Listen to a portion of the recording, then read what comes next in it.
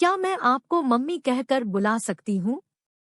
दीपाली की गर्भावस्था में उसके ससुराल वाले सभी लोग उसका पूरा पूरा ख्याल रख रहे थे। आखिर इंतजार की घड़ियां खत्म हुई। डिलीवरी के बाद जैसे ही नर्स ने कहा कि कन्या रत्न की प्राप्ति हुई है, मम्मी जी के बारे में सोचकर दीपाली मन ही मन उदास हो गई। नॉर्मल डिलीवरी होने से उसे उसी दिन अस्पताल से छुट्टी मिल गई। वो मन ही मन डर रही थी कि अब मम्मी जी का व्यवहार न जाने कैसा रहता है। मम्मी जी अब मुझसे अच्छे से बात करेंगे कि नहीं? बच्ची को अच्छे से खिलाएंगे कि नहीं? क्योंकि उन्हें तो अपने कुलदीपक की यानी पोते की आशा थी। घर आने पर भी उसे बार बार लग रहा था कि मम्मी जी अब अपनी नाराजगी व्यक्त करेंगे, अब व्यक्त करेंगे।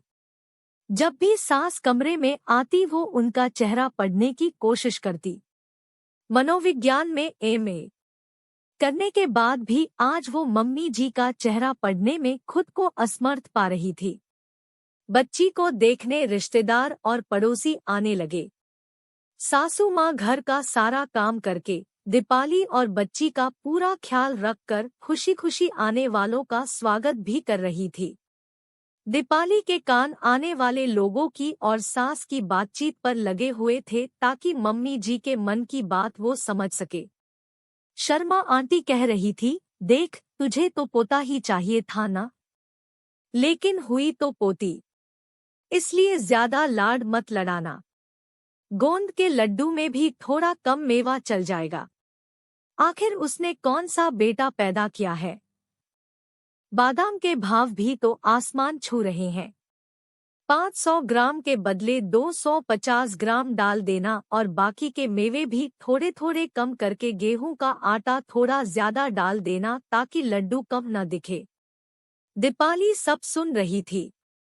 उतने में उसके सास की आवाज आई, क्यों, तू ऐसा क्यों कह रही है? तुझे जब मंजू हुई थी तब क्या तुझे सुदीप से कम तकलीफ हुई थी?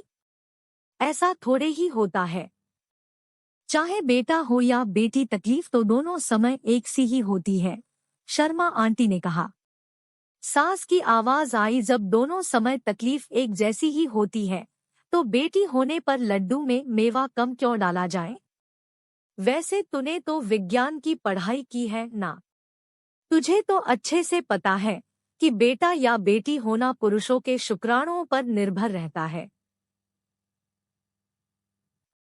फिर मैं दीपाली को किस बात की सजा दूं?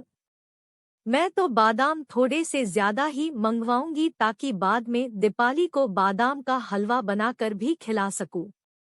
यह सब सुनकर दीपाली सोचने लगी कि कितनी खुशकिस्मत है वह, जो उसे इतनी सुलझे हुए विचारों वाली सास मिली। थोड़ी देर बाद जब उसकी सास कमरे में आई तो दीपाली भावातिरेक में उनके गले लग गई और बोली, क्या मैं आपको मम्मी कहकर बुला सकती हूँ?